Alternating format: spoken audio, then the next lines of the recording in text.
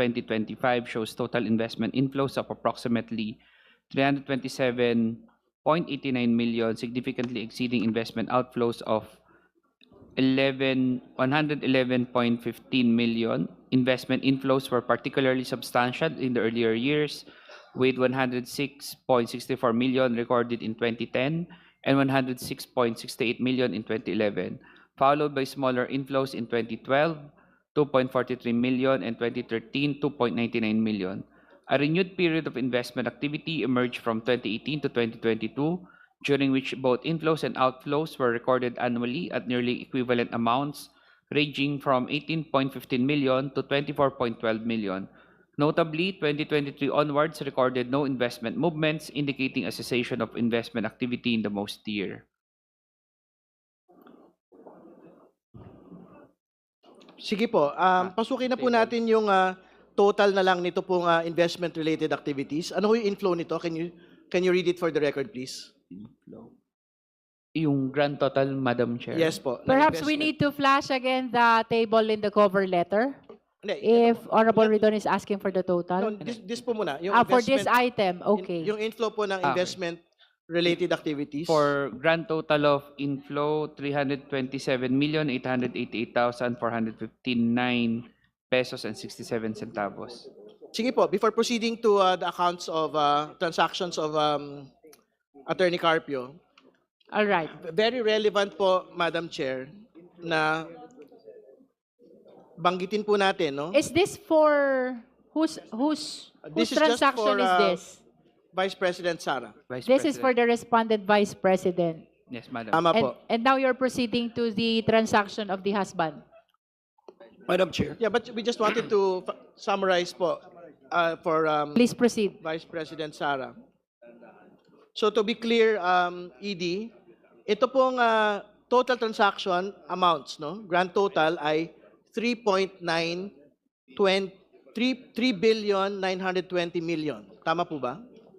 Total transactions, Vice President Sara Duterte. Based on record, 3,920,555,311.88 based on record po. Tama po. Ang susunod po yung inflows, can you state it again for the record?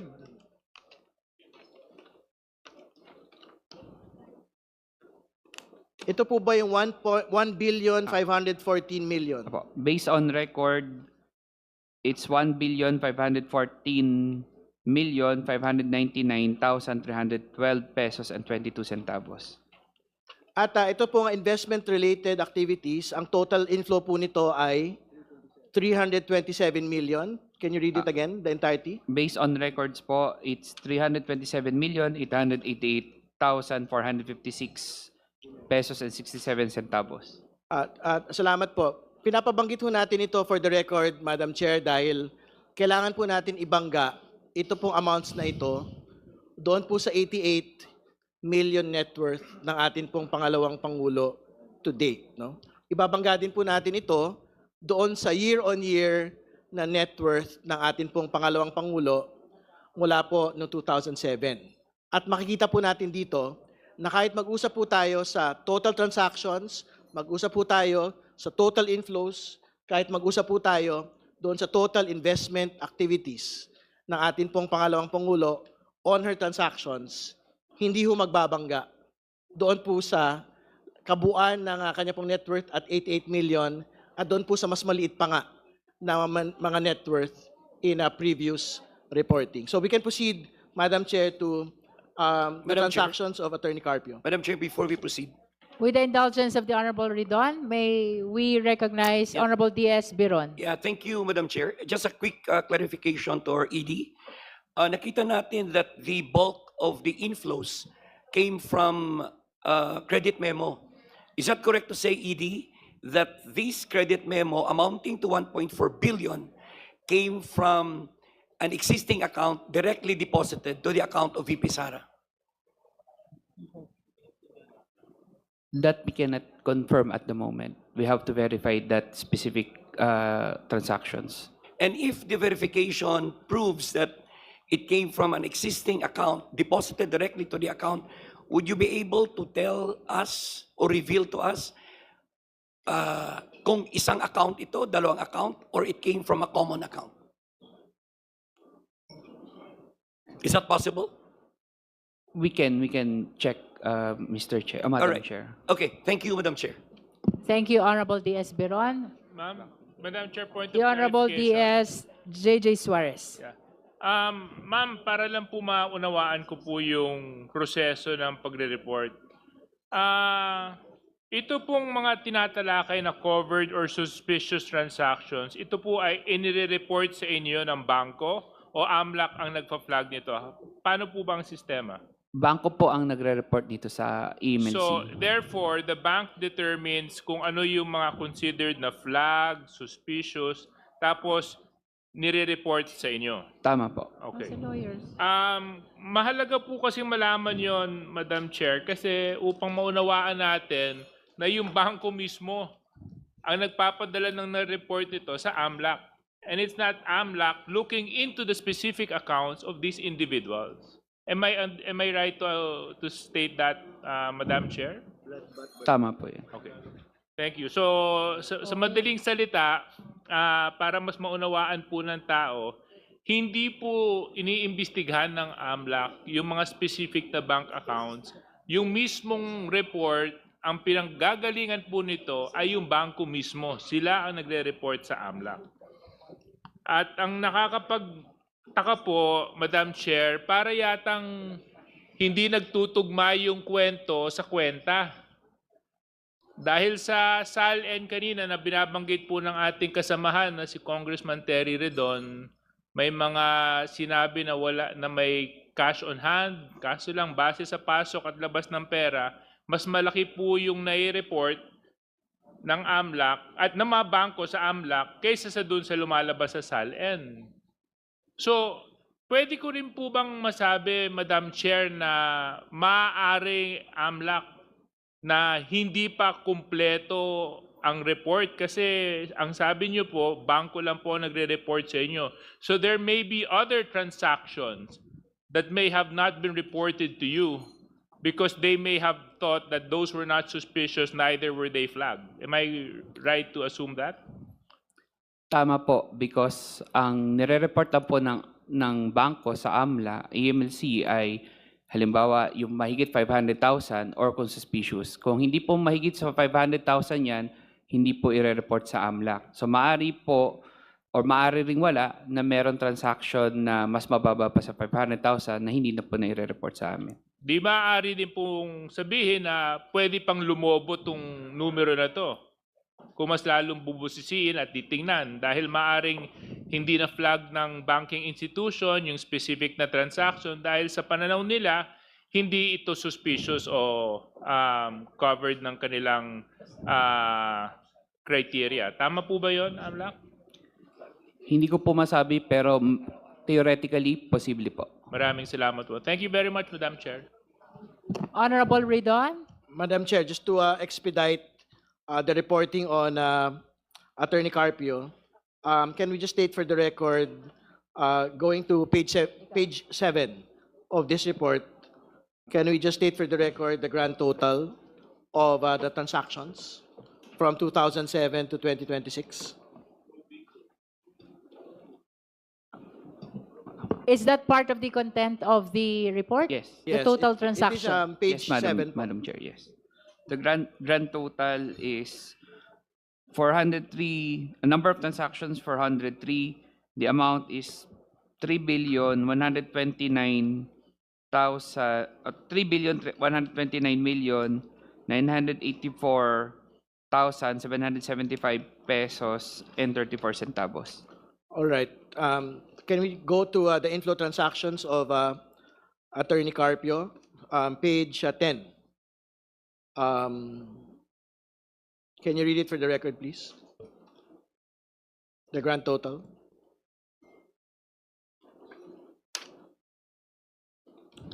Grand total for inflow transactions, 201,911,860.37. Okay, maraming salamat. Ito po ba ay mga accounts na at transactions na hiwalay po doon sa mga transactions po ni Vice President Sara. Ibig sabihin, baka naman kasi meron silang joint accounts, no? So hindi ba ito nakakomingle doon po sa mga nauna na po ninyong mga binanggit na reports, no, on the Vice President? Meron pong ilan na joint pero maliit, konting-konti lang po. Okay, so ibig sabihin, malaking bahagi nito pong 3.1 billion total transactions, 201 million inflow transactions ay mga accounts po mismo ni Attorney Carpio. Tama po ba? Maaari po, yes. All Based right. on records lang po. And for the record, Madam Chair, binabanggit nga ho ng atin pong AMLC na magkahiwalay pa ho ito. At pagka pinagsama-sama po natin, particularly po, yung inflow transactions na lang po, nung pong ating pangalawang Pangulo at ng atin pong, at ng kanya pong may bahay, malayo pa rin ho doon sa 2024 net worth ng atin pong pangalawang Pangulo at malayong malayo doon po sa pinagsimulan po niyang net worth for 2027. Yun lamang po. Maraming salamat, Madam Chair. Madam Chair. Madam Chair. The Honorable Suntay, and then the Honorable Benny Abante, and then the Honorable Tino, Honorable Elago. Thank you very much, Madam Chair. Sa AMLAC, can you just walk us through the process of arriving at the covered transaction report? Paano ba yung proseso? How do we come up with yung covered transactions? Para po sa bangko, ang covered transaction po ay pag nag-transact po ng mahigit 500,000 sa isang araw, nire-report na po yun ng So bangko. basta 500,000 or more yung transaction, automatic i-report sa AMLAC yan. Tama po. So does it mean that it's a suspicious transaction basta ni-report sa inyo? Hindi Not po. necessarily. Iba po yung suspicious transaction. Okay. Then how do we arrive at yung total amount? Kasi nakakalula yung amount. Pagka tinignan mo, 3 billion, di ba? So, ibig ba sabihin yan, how do we compute itong transaction na ito? Kunyari ako, may nag-deposit sa akin na 501,000.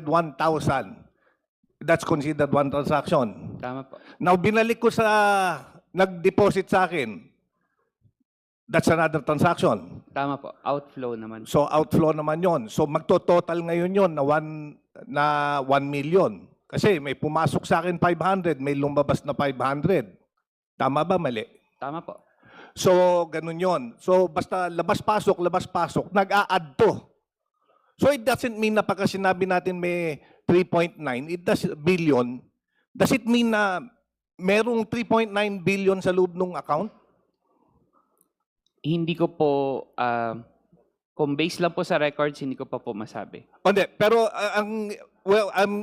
ang pinag-uusapan natin dito, based dito sa ni-report kasi amount involved, 3,772 million. Ang tinatanong ko itong 3,772 million, this is a total amount ng lumabas, pumasok, ganon. Tama po. Transactions Kagaya ang po sinabi siya. mo, Total po ng transaction. Baka nag-deposit sa akin 500, lumabas 500, kinekwenta yon. So every time naglalabas-pasok, nagdadagdag yon. Yung sa theoretical lang po, pero for this case po, hindi ko po masabi yun. Ay, hindi mo masabi. Pero maaaring ganon. Theoretically, posible po yun sinasabi. Oo. Now, I would also like to point out, kasi napansin ko, we started 2005, di ba? Yung report na binigay nyo, 2005 to 2025. Apo. Oh, I just also like to put it on record that an impeachable officer can only be impeached for actions involving during her term as an impeachable officer. So sumobra tayo ng ng 14 years. But regardless, I just want to point it out. Ang dapat na pagtuunan natin ng pansin actually from 2019 to present. 2022 to present, di ba? Kasi doon lang nagsimula eh. Now, babalikan ko, nung 2022, nawala na yung sinulatan ko. Nung 2022, may pumasok sa account niya, well, yung na-flag ng AMLA, nung 2022, which was the time she was Vice President, 41 million. Yun yung lumabas-pasok sa account.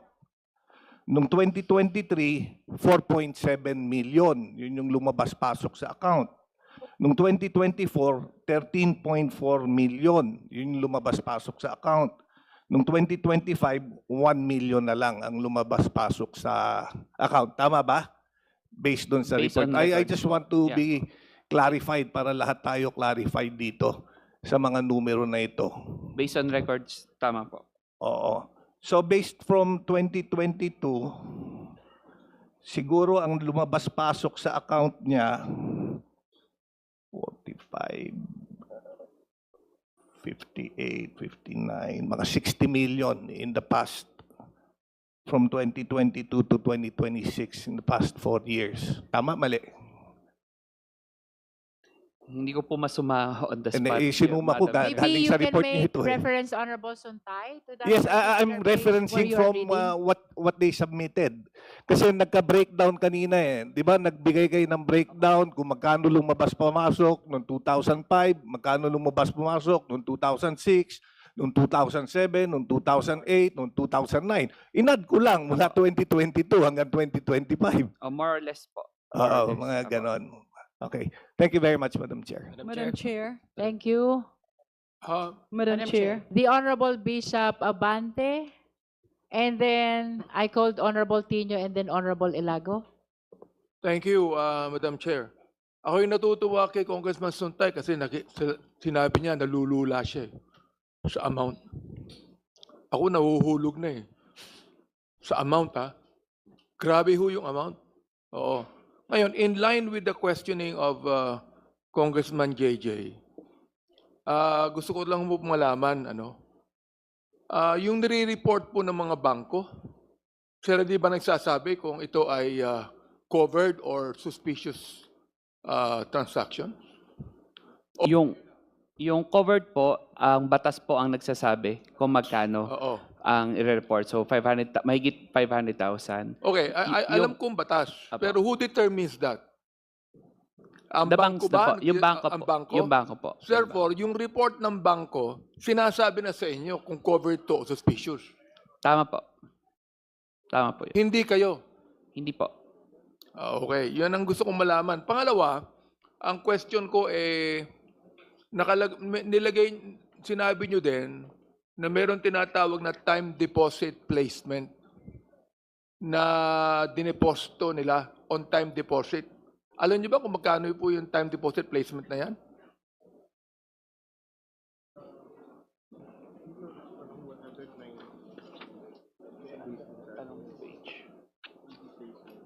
Is the question part of the report of the AMLC? Congressman Abante? Yes. Opo, inaanap ko lang Attorney po kung saan. Buenaventura, please answer. Time deposit placement po is page 3, 109,146,567 pesos and 52 centavos. That would be from the time that she became vice president until now. Tama po. Apo. Therefore, Based on records yung pagkakaiba po nung regular account niya, magkano po yung sa regular account?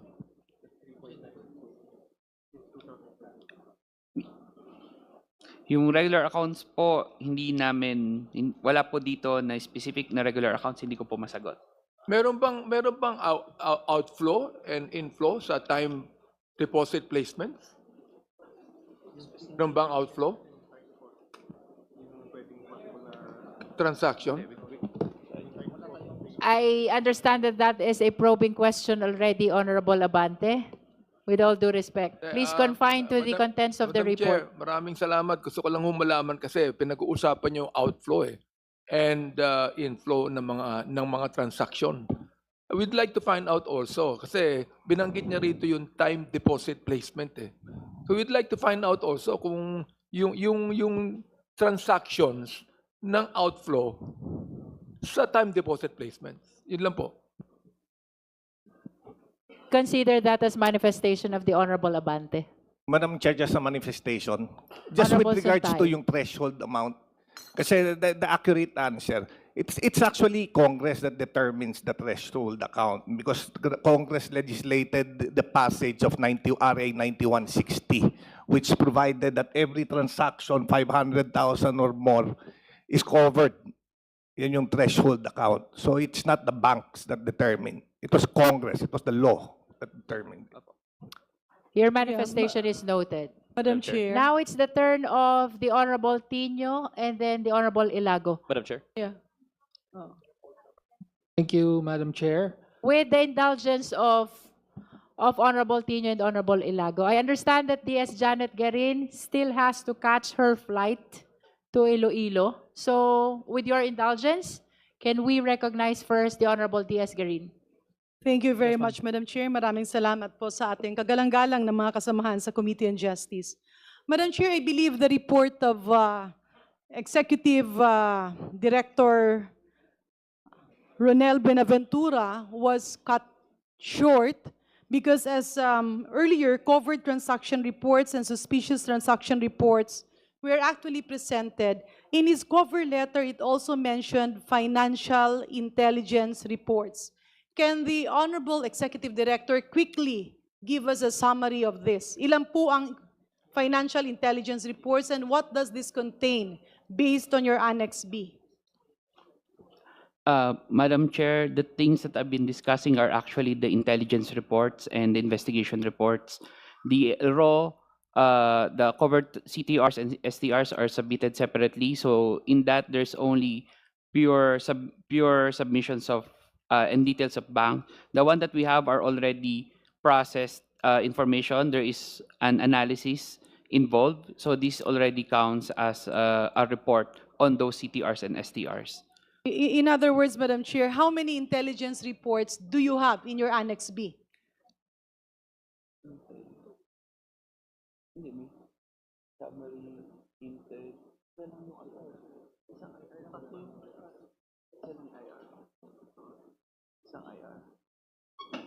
So ilan? Apat na. Let me just confirm with the team.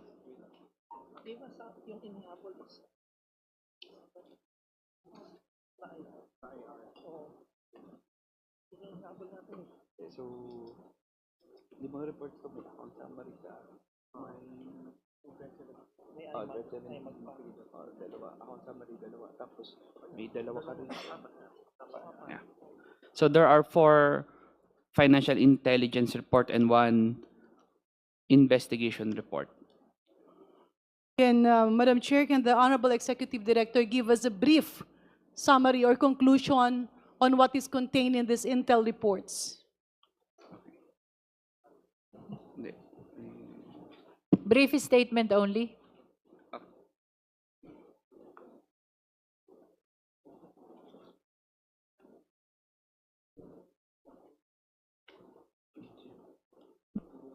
Let me rephrase my question, Madam Chair, in the interest of time. Doon po sa inyong intel reports, sir, meron po ba kayo nakitang kahina-hinala o wala?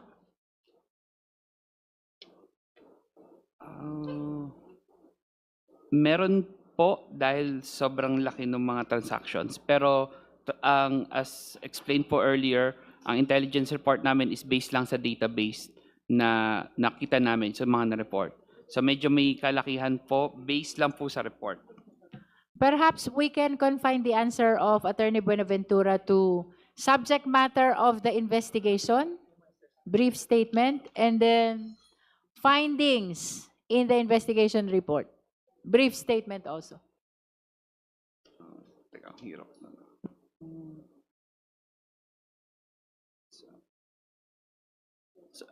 Madam Chair, sorry, for investigation report. Yes. Okay.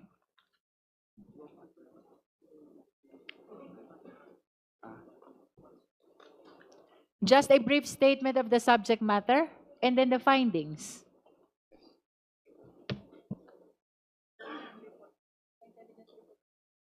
Sabi niya apat. For the Dito sa for the isa. financial investigation report, we have one on Attorney Manasseh Carpio, and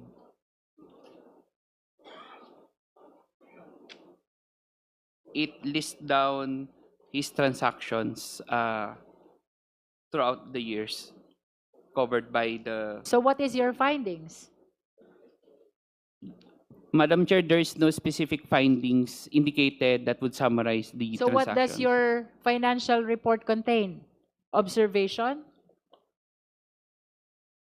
Yes. Okay, can you briefly state the observation of AMLC with respect to the financial investigation?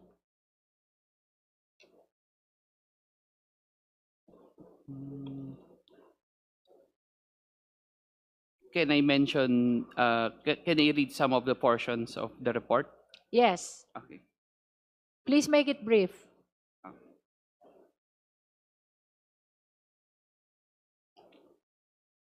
So for the summary of transactions reported for Attorney Carpio is shown below. It's in table form. For purposes of comparison, two time buckets were identified. The first is from 2016 to 2026, which are the years when the Duterte family at national political scene. The other bucket are the years prior to 2016. And the biggest transactions involving Attorney Carpio are the purchase of MCCC-DC debit memo, which account for 86.55% of the total value of his reported covered transactions during the period 2016 to 2022. So, Madam Chair, if I may, pasensya na po, no, sir, in the interest of time, kasi these are voluminous documents that we have just received until now. Doon po sa inyong pagperus o sa inyong mga natanggap na report, ang ibig po ba ninyong sabihin ay merong kahinahinalang nakita o wala? It's actually a yes or no kung meron or kung wala.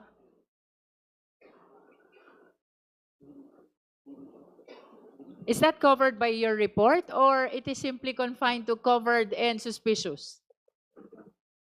It is only, the question, Madam Chair, requires me to go beyond the report because it's Alright. not indicated in So the report. that is I a am not probing competent. question, I DS am- Janet. Let us confine to the content of the report of AMLC. So, let me rephrase my question, Madam Chair. Base po doon sa mga annexes na sinusubmiti ng AMLAC, at ngayon po kasi patuloy pa nating pakonti-konti natatanggap ang mga dokumento. Sa pagkakaintindi ko, ang sinasabi ng ating AMLAC Executive Director ay meron silang mga financial intelligence report. Tama? Tama po. You mentioned the number 17, you mentioned the number 4. Ang tanong ko, dito ba sa mga report ninyo ay meron po bang indikasyon na merong kahinahinala o wala? Hindi ko po masabi. Does that mean, Madam Chair, that this warrants further investigation via possibly a formal trial? Kasi nga hindi natin maitanong yung ibang mga tanong dito at hindi naman nila pwedeng sagutin dahil tayo naman hindi trial. Ito po sakop ng Senado. Do I understand it right, Madam Chair? I think for purposes of further proceeding,